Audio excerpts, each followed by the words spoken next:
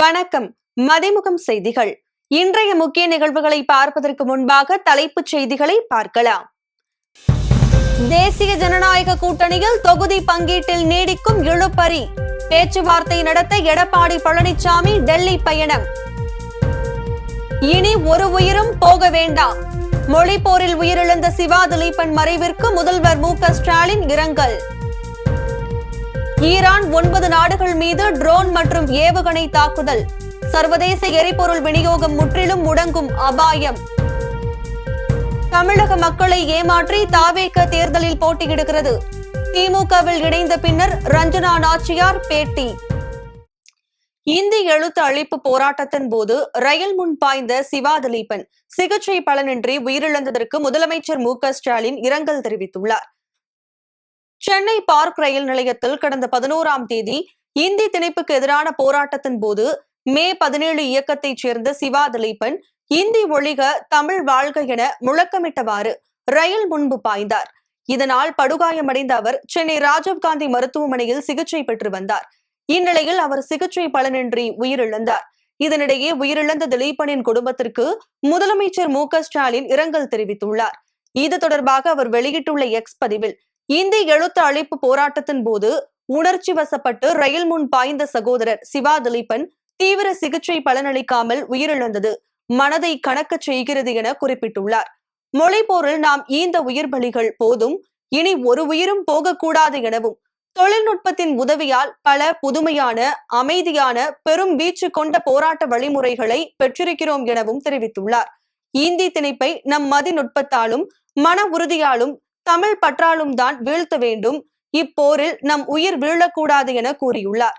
உயிர் தியாகம் வேண்டாம் என மன்றாடி கேட்டுக் கொண்டுள்ள முதலமைச்சர் சிவா திலீபனை இழந்து வாடும் தோழர் திருமுருகன் காந்தி உள்ளிட்ட மே 17 இயக்கத்தினருக்கும் தமிழ் உணர்வு கொண்ட அவரது 2 மகள்கள் மற்றும் துணைவியார் உள்ளிட்ட குடும்பத்தினருக்கும் எனது ஆழ்ந்த இரங்கலையும் ஆறுதலையும் உரித்தாக்குகிறேன் என பதிவிட்டுள்ளார். தெலுங்கு கன்னட மொழி பேசும் உடன்பிறப்புகளுக்கு உகாதி நல்வாழ்த்துக்கள் என முதலமைச்சர் மு.க. ஸ்டாலின் தெரிவித்துள்ளார். இது தொடர்பாக தமிழ்நாடு முதலமைச்சர் மு.க. ஸ்டாலின் தனது எக்ஸ் தளத்தில் பதிவு ஒன்றை வெளியிட்டுள்ளார். அதில் தெலுங்கு கன்னட மொழி பேசும் எனதருமை திராவிட உடன்பிறப்புகள் அனைவருக்கும் உளம் நிறைந்த உகாதி நல்வாழ்த்துக்கள் என குறிப்பிட்டுள்ளார். மொழி திணிப்பு, பண்பாட்டு படையெடுப்பு, நிதி ஒதுக்கீட்டில் பாகுபாடு, தொகுதி மறுவரையறை பாதிப்பு என மத்திய பாஜக அரசு நம்மேல் தொடுத்திடும் தாக்குதல்களை எல்லாம் நம் ஒற்றுமையால் ஒன்றாக வெல்வோம் என தெரிவித்துள்ளார். இந்த உகாதி புதிய எழுச்சிக்கு வழிவகுக்கட்டும் எனவும், திராவிட மாடல் 2.0 அமையட்டும் எனவும் முதலமைச்சர் மு.க. ஸ்டாலின் பதிவிட்டுள்ளார். தமிழக வெற்றி கழகம் தமிழக மக்களை ஏமாற்றத்தான் இந்த தேர்தலில் போட்டியிடுகிறது என ரஞ்சனா நாச்சியார் தெரிவித்துள்ளார். பாஜகவிலிருந்து விலகி ரஞ்சனா நாச்சியார் தமிழக வெற்றி கழகத்தில் செயல்பட்டு வந்தார். இந்நிலையில் கடந்த சில நாட்களாக விஜய்க்கு எதிரான தனது கண்டனத்தை தெரிவித்து வந்த ரஞ்சனா நாச்சியார் திடீரென தமிழக வெற்றி கழகத்திலிருந்து விலகி திமுகவில் தன்னை இணைத்துக் கொண்டார். தொடர்ந்து செய்தியாளர்களை சந்தித்த ரஞ்சனா நாச்சியார் திமுகவில் தலைவர் முதலமைச்சர் மு.க. ஸ்டாலின் முன்னிலையில் இணைத்துள்ளேன் என கூறினார். தந்தை பெரியார், பேரறிஞர் அண்ணா, முத்தமிழறிஞர் கலைஞர் ஆகியோரின் பாரம்பரிய சிந்தனை கொண்ட திமுகவில் என்னை இணைத்துக் கொண்டதாக கூறிய அவர், திமுகவில் இணைந்ததை பெருமையாக கருதுகிறேன் எனவும், பெண்களுக்கு பாதுகாப்பான இயக்கம் திமுக தான் எனவும் தெரிவித்தார். மேலும் தமிழக வெற்றி கழகம் தமிழக மக்களை ஏமாற்றத்தான் இந்த தேர்தலில் போட்டியிடுகிறது என குற்றம் சாட்டினார்.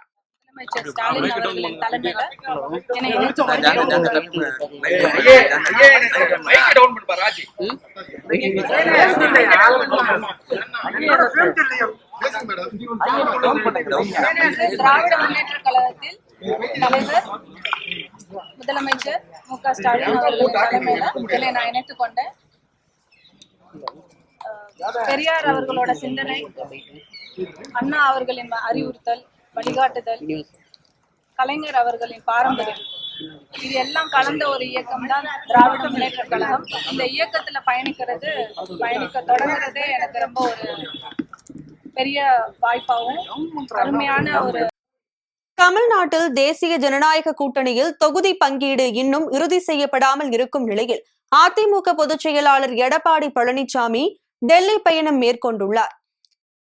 தமிழ்நாட்டில் ஒரே கட்டமாக ஏப்ரல் 23ஆம் தேதி சட்டப்பேரவை தேர்தல் வாக்குப்பதிவு நடைபெறும் என்று இந்திய தேர்தல் ஆணையம் அறிவித்துள்ளது. திமுக தனது கூட்டணி கட்சிகளுடன் வேகமாக தொகுதி பங்கீட்டு பேச்சுவார்த்தை நடத்தி ஒப்பந்தம் செய்து வரும் சூழலில் அதிமுக தலைமையிலான கூட்டணியில் தொடர்ந்து இழுபறி நீடித்து வருகின்றது. அதிமுக தலைமையிலான தேசிய ஜனநாயக கூட்டணியில் பாஜக, பாமக, அமமுக உள்ளிட்ட கட்சிகள் இடம்பெற்றிருக்கும் நிலையில் இன்னும் தொகுதி பங்கீடு இறுதி செய்யப்படாமல் இருக்கின்றன. பாஜகவுக்கு 29 தொகுதிகள் வரை ஒதுக்க அதிமுக முன்வந்துள்ளதாக கூறப்படுகிறது. மேலும் அதிமுக, பாஜக இரு கட்சிகளும் குறிப்பிட்ட சில தொகுதிகளில் போட்டியிட விருப்பம் தெரிவிப்பதால் இழுபறி நீடிப்பதாக கூறப்படுகிறது. பாஜகவின் தமிழ்நாடு தேர்தல் பொறுப்பாளர் பியூஷ் கோயல் இன்று சென்னைக்கு பயணம் மேற்கொள்ள திட்டமிட்டிருந்தார். இந்த பயணத்தின் போது தொகுதி பங்கீடு ஒப்பந்தம் கையெழுத்தாகும் என்று எதிர்பார்க்கப்பட்டது. இந்த நிலையில் பியூஷ் கோயலின் பயணம் ரத்து செய்யப்பட்டுள்ளது. எடப்பாடி பழனிசாமி திடீர் பயணமாக டெல்லி புறப்பட்டு சென்றுள்ளார். இன்று மாலை மத்திய உள்துறை அமைச்சர் அமித்ஷாவை நேரில் சந்தித்து இபிஎஸ் முக்கிய ஆலோசனை நடத்தவுள்ளார். அதன் பிறகு நாளை தொகுதி பங்கீடு ஒப்பந்தம் கையெழுத்தாகும் என்று எதிர்பார்க்கப்படுகிறது. இஸ்ரேல், கத்தார், சவுதி அரேபியா உள்பட 9 நாடுகள் மீது ட்ரோன் மற்றும் ஏவுகணை தாக்குதலை ஈரான் நடத்தியுள்ளது. அமெரிக்கா, இஸ்ரேல், ஈரான் இடையே போர் தொடங்கிய 19 நாட்களில் மிகப்பெரிய தாக்குதலை ஈரான் நடத்தியுள்ளது. ஈரானுடனான போரில் முக்கிய திருப்பமாக அந்நாட்டின் முக்கிய எண்ணெய் ஏற்றுமதி முனையமான கார்க் தீவின் மீது கடந்த வாரம் மிகப்பெரிய தாக்குதல் நடத்திய அமெரிக்கா அங்கிருந்த ராணுவ நிலைகளை முற்றிலுமாக அழித்தது. இதனிடையே கடந்த 2 நாட்களில் ஈரானின் முக்கிய தலைவர்களான தேசிய பாதுகாப்பு செயலாளர் அலி லார்ஜானி உட்பட 3 அமெரிக்காவால் கொல்லப்பட்டுள்ளனர். இதற்கு தகுந்த பதிலடி கொடுக்கப்படும் என்று ஈரான் எச்சரிக்கை விடுத்திருந்த நிலையில் புதன்கிழமை ஒரே நாளில் வளைகுடாவின் 9 நாடுகள் மீது பாலிஸ்டிக் ஏவுகணைகள், ட்ரோன்கள் மூலம் தாக்குதல் நடத்தப்பட்டுள்ளது. இதில் உலகின் மிகப்பெரிய எரிசக்தி உற்பத்தி மையமான ராஸ் லஃபான் எரிசக்தி மையத்தின் மீது 14 பாலிஸ்டிக் ஏவுகணைகளை ஏவி ஈரான் நடத்திய தாக்குதலில் மிகப்பெரிய சேதம் ஏற்பட்டுள்ளதாக அந்நாட்டு அரசு தெரிவித்துள்ளது. மத்திய இஸ்ரேல் மீது நடத்தப்பட்ட ஏவுகணை தாக்குதலில் 2 கொல்லப்பட்டுள்ளனர். 3க்கு லேசான காயம் ஏற்பட்டுள்ளதாக தெரிவிக்கப்பட்டுள்ளது. ஐக்கிய அரபு அமீரகத்தை குறிவைத்து 6 பாலிஸ்டிக் ஏவுகணைகள் மற்றும் 21 ட்ரோன்கள் மூலம் ஈரான் தாக்குதல் நடத்தியுள்ளது. இதேபோல் சவுதி அரேபியாவில் நடத்தப்பட்ட தாக்குதலை தொடர்ந்து எண்ணெய் சுத்திகரிப்பு ஆலைகள் மற்றும் பெட்ரோலிய ரசாயன ஆலைகளில் இருந்து பணியாளர்கள் வெளியேற்றப்பட்டுள்ளனர். போரின் காரணமாக ஒரு பீப்பாய் கச்சா எண்ணெய் $109 விற்பனை செய்யப்பட்டு வரும் நிலையில் ஈரான் தாக்குதலால் சர்வதேச எரிபொருள் விநியோக சங்கிலி முற்றிலும் முடங்கும் அபாயம் எழுந்துள்ளது. பான் கார்டிற்கு விண்ணப்பிக்கும் நபர்கள் இனி ஆதார் அட்டை நகலை மட்டும் சமர்ப்பித்தால் போதாது என மத்திய அரசு அறிவித்துள்ளது. வருமான வரித்துறையால் வழங்கப்படும் பான் கார்டு முக்கிய அடையாள ஆவணமாகும். நிதி பரிவர்த்தனைகள், வருமான வரி செலுத்துதல் உள்ளிட்டவற்றுக்கு பான் கார்டு கட்டாயமாகும். 10 இலக்கங்கள் கொண்ட இந்த பான் கார்டை வருமான வரித்துறையின் கீழ் செயல்படும் இணையதளத்தில் விண்ணப்பித்து பெற முடியும். தற்போது வரை ஆதார் கார்டு மட்டும் இருந்தால் போதும். அதை வைத்து உடனடியாக பான் எண் பெற்றுக்கொள்ள முடியும். ஆனால் இந்த விதிகளில் வரும் ஏப்ரல் 1ஆம் தேதி முதல் மாற்றம் செய்யப்பட்டுள்ளது. இனி பான் கார்டு விண்ணப்பத்தின் போது பிறந்த தேதியை உறுதி செய்ய ஆவணமும் சமர்ப்பிக்க வேண்டும். இது தொடர்பாக மத்திய அரசின் பொது சேவை அமைப்பு வெளியிட்டுள்ள அறிவிப்பில் பான் கார்டுக்கு விண்ணப்பிக்கும் நடைமுறை மேம்படுத்தப்பட்டுள்ளது எனவும், புதிய நடைமுறையின்படி ஆதார் அட்டையுடன் பிறந்த தேதியை உறுதிப்படுத்தும் ஆவணங்களை சமர்ப்பிக்க வேண்டியது அவசியம் எனவும் குறிப்பிட்டுள்ளது. மார்ச் 31ஆம் தேதிக்குள் விண்ணப்பிக்கும் நபர்களுக்கு ஆதார் மட்டுமே போதுமானது என தெரிவிக்கப்பட்டுள்ளது. மேலும் பிறப்பு சான்றிதழ், வாக்காளர் அடையாள அட்டை, பாஸ்போர்ட், ஓட்டுநர் உரிமம், 10ஆம் வகுப்பு கல்வி சான்றிதழ் உள்ளிட்ட ஏதேனும் ஒன்றை பிறந்த தேதிக்கான ஆவணமாக சமர்ப்பிக்கலாம் என்றும் கூறப்பட்டுள்ளது. சட்டசபை தேர்தலையொட்டி திமுக, மக்கள் நீதி மய்யம் இடையே இன்று 2வது கட்ட தொகுதி பங்கீட்டு பேச்சுவார்த்தை நடைபெற்றது. தமிழகத்தில் திமுக கூட்டணி பலமாக உள்ளது. ஏற்கனவே இருக்கும் கட்சிகளுடன் இந்த தேர்தலில் கூடுதலாக பல கட்சிகள் திமுக கூட்டணியில் ஐக்கியமாகி உள்ளது. மேலும் தேர்தல் தேதி அறிவிக்கப்பட்டுள்ளதால் கூட்டணி கட்சிகளுடன் தொகுதி பங்கீட்டு பேச்சுவார்த்தையை நாளைக்குள் முடிக்க திமுக திட்டமிட்டுள்ளது. அந்த வகையில் இன்று கமல்ஹாசனின் மக்கள் நீதி மையத்துடன் திமுக பேச்சுவார்த்தை நடத்தியது. மக்கள் நீதி மையத்தின் தொகுதி பங்கீட்டு குழுவைச் சேர்ந்தவர்கள் சென்னை அண்ணா அறிவாலயத்தில் திமுகவின் தொகுதி பங்கீட்டு குழுவை சந்தித்து பேச்சுவார்த்தை நடத்தினர். இது மக்கள் நீதி மையத்துடன் நடக்கும் 2வது கட்ட பேச்சுவார்த்தையாகும். இது தொடர்பாக செய்தியாளர்களை சந்தித்த மக்கள் நீதி மையத்தின் பொதுச் செயலாளர் அருணாச்சலம், தொகுதி உடன்பாடு தொடர்பாக இன்று 2ஆம் கட்ட பேச்சுவார்த்தை நடைபெற்றுள்ளது எனவும், தேர்தலில் போட்டியிடும் சின்னம் குறித்து பேச்சுவார்த்தை நடைபெற்றது எனவும் கூறினார். எங்களது தனி சின்னமான டார்ச் லைட் சின்னத்தில்தான் போட்டியிடுவோம் என்பதை நாங்கள் வலியுறுத்தியுள்ளோம் என கூறினார். முன்னேற்ற கழகத்துடைய குழுவோடு முதல் கட்ட பேச்சுவார்த்தை தொடர்ந்து இன்னைக்கு 2ஆம் கட்ட பேச்சுவார்த்தை நடந்தது. தொகுதிகள் எண்ணிக்கை அவங்க தரப்புல இருந்து பரிமாறப்பட்டது. அது போக போட்டியிடக்கூடிய சின்னம் பத்தி பேச்சுவார்த்தை நடந்தது. இதுல தொகுதிகளை பொறுத்தவரையில சுமூகமாக பேச்சுவார்த்தை நடந்து கொண்டிருக்கும் பட்சத்துல சின்னத்தை பொறுத்தவரையில திராவிட முன்னேற்ற கழகத்துடைய சின்னத்துல போட்டியிட வேண்டும் என்று அவர்கள் கோரினார்கள். அதை பொறுத்தவரையில 2019 ஆகட்டும் 2021 சரிங்க, சராசரியா 4% வாக்குகள் மக்கள் நீதி மையத்துடைய சின்னத்துல இருந்து தனி சின்னத்துல எங்களுடைய சிம்பிள்ல இருந்து பேட்டரி டார்ச்ல இருந்து பெற்றிருக்கிறோம். மக்கள்கிட்ட தொண்டர்கள்ட்ட எல்லாம் சென்றடைந்த சின்னம் பேட்டரி டார்ச். அதுல இந்த குழுவை பொறுத்தவரையில அந்த சின்னம் பொறுத்தவரையில எங்களுடைய தனி சின்னத்துல தான் தேர்தல் ஆணையத்திலிருந்து பெற்ற சின்னத்துல தான் போட்டியிடுவோம் என்பதை நாங்கள் வலியுறுத்தினோம். இந்த குழுவை பொறுத்தவரையில மேற்கொண்டு இவர்கள் கூறிய கருத்துக்களும் எல்லாம் தலைவர் பார்வைக்கு கொண்டு செல்ல இருக்கிறோம். தலைவர் எடுக்கிற முடிவு இறுதியானது. ஓரிரு நாட்களில் தலைவர் நிர்வாக குழு செயற்குழு கூட்டி இது சம்பந்தமாக பேசி தலைவர் என்ன வழிகாட்டுறாங்களோ அதை செயல்படுத்துவதற்கு நிர்வாக குழு செயற்குழு கட்சி தொண்டர்கள் அனைவரும் தயாராக இருக்கிறோம். அதெல்லாம் வலியுறுத்தி சொல்லி இருக்கிறோம். எங்களுடைய தனி சின்னத்துல போட்டியிடுவதற்கான அனைத்து காரணத்தையும் வலியுறுத்தி இருக்கிறாங்க. இன்னும் ஓரிரு நாட்கள்ல நாங்க திருப்பி உங்களை மீண்டும் சந்திக்கிறோம். தொகுதிகள் எண்ணிக்கை அவங்க கொடுத்துருக்குறாங்க. அதுல சுமூகமாக போயிட்டு இருக்குது. தொகுதியை எண்ணிக்கையை பொறுத்தவரையில சின்னத்துல தான் இந்த குழுவுக்கும் அந்த குழுவும் 2 கருத்துக்களை முன் வச்சிருக்கிறாங்க. எங்க தலைவர்கிட்ட இதை கொண்டு போய் சேர்க்கிறோம். அதெல்லாம் உங்களுக்கு போக போக தெரியும். பேச்சுவார்த்தைன்னு சொன்னாலே இரு தரப்புலையும் கருத்துக்களை முன் வைப்பாங்க. அந்த இடைவெளியை சரி செய்வதற்குத்தான் பேச்சுவார்த்தை, சரிங்களா? அப்படி இருக்கிற அந்த இடைவெளியை சரி செய்வதற்கு அனைத்து முயற்சிகளும் இது பண்ணிட்டு இருக்கிறோம். திராவிட முன்னேற்றத்தின் தலைமையிலான இந்த கூட்டணி வெற்றி பெறணும் என்ற அனைத்து எண்ணத்தோடு தான் நாங்கள் இங்க பேச்சுவார்த்தைக்கு வந்து கொண்டிருக்கோம். அடுத்தது ஓரிரு நாட்கள்ல உங்களை சந்திக்கிறோம். சென்னையில் 22 கேரட் ஆபரண தங்கத்தின் விலை அதிரடியாக சவரனுக்கு 2160 ரூபாய் குறைந்து 1,14,400 ரூபாய்க்கு விற்பனை செய்யப்படுகிறது. சர்வதேச பொருளாதார நிலவரங்களுக்கு ஏற்ப தங்கம் விலை ஏற்ற இறக்கத்தை சந்தித்து வருகிறது. இதனிடையே தங்கம் விலை கடந்த 10 மற்றும் 11ஆம் தேதிகளில் விலை உயர்ந்து வந்த நிலையில் கடந்த சில நாட்களாக குறைந்து வருகிறது. இந்நிலையில் நேற்று தங்கம் விலை கிராமுக்கு 80 ரூபாய் குறைந்து 14,570 ரூபாய்க்கும், சவரனுக்கு 640 ரூபாய் குறைந்து 1,16,560 ரூபாய்க்கும் விற்பனை செய்யப்பட்டது. இந்த நிலையில் இன்றும் தங்கம் விலை அதிரடியாக குறைந்துள்ளது. அதன்படி சென்னையில் 22 கேரட் ஆபரண தங்கத்தின் விலை கிராமுக்கு 270 ரூபாய் குறைந்து 14,300 ரூபாய்க்கு விற்பனையாகிறது. மேலும் சவரனுக்கு 2,160 ரூபாய் குறைந்து 1,14,400 ரூபாய்க்கு விற்பனை செய்யப்படுகிறது. இதேபோல் வெள்ளியின் விலையும் கிராமிற்கு 10 ரூபாய் குறைந்து 1 கிராம் வெள்ளி 265 ரூபாய்க்கும், 1 கிலோ வெள்ளி 2,65,000 ரூபாய்க்கும் விற்பனை செய்யப்படுகிறது. சேலம் மாவட்டம் எடப்பாடியில் தேர்தல் பணிகள் குறித்து மாவட்ட தேர்தல் அதிகாரி ஆய்வு மேற்கொண்டார்.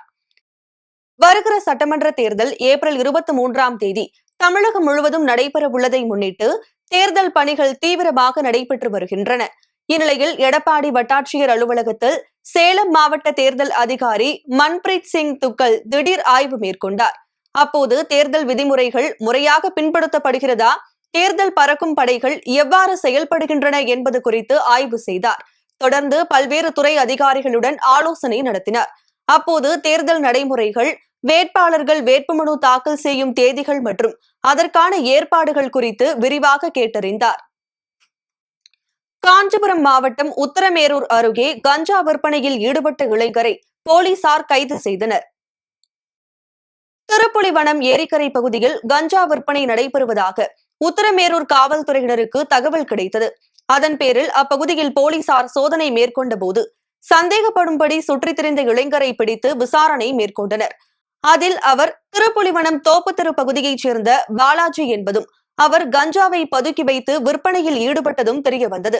மேலும் பாலாஜி மீது ஏற்கனவே பல்வேறு குற்ற வழக்குகள் நிலுவையில் உள்ளதும் தெரியவந்தது. இதனையடுத்து அவரிடமிருந்த 1 கிலோ 250 கிராம் எடையுள்ள கஞ்சாவை பறிமுதல் செய்த போலீசார் பாலாஜியை கைது செய்து புழல் சிறையில் அடைத்தனர். நாமக்கல் மாவட்டம் ராசிபுரம் அருகே உரிய ஆவணமின்றி எடுத்து வந்த 60,000 ரூபாய் பணத்தை தேர்தல் கண்காணிப்பு குழுவினர் பறிமுதல் செய்தனர். தமிழகத்தில் சட்டசபை தேர்தலை முன்னிட்டு தேர்தல் பறக்கும் படை அதிகாரிகள் பல்வேறு குழுக்களாக பிரிந்து வாகன தணிக்கையில் ஈடுபட்டு வருகின்றனர். அந்த வகையில் நாமக்கல் மாவட்டம் ராசிபுரம் அடுத்த அணைப்பாளையம் பிரிவு சாலையில் வேளாண்மை அலுவலர் செல்வராஜ் தலைமையிலான நிலையான கண்காணிப்பு குழுவினர் வாகன தணிக்கையில் ஈடுபட்டனர். அப்போது திருச்செங்கோடு பகுதியிலிருந்து கோகுல் கண்ணன் என்பவர் ஓட்டி வந்த 4 சக்கர வாகனத்தை தடுத்து நிறுத்தி சோதனை நடத்தினர். இந்நிலையில் உரிய ஆவணமின்றி 60,000 ரூபாய் எடுத்துச் சென்றது தெரியவந்தது. இதனையடுத்து பணத்தை பறிமுதல் செய்த அதிகாரிகள் கருவூலத்திற்கு அனுப்பி வைத்தனர்.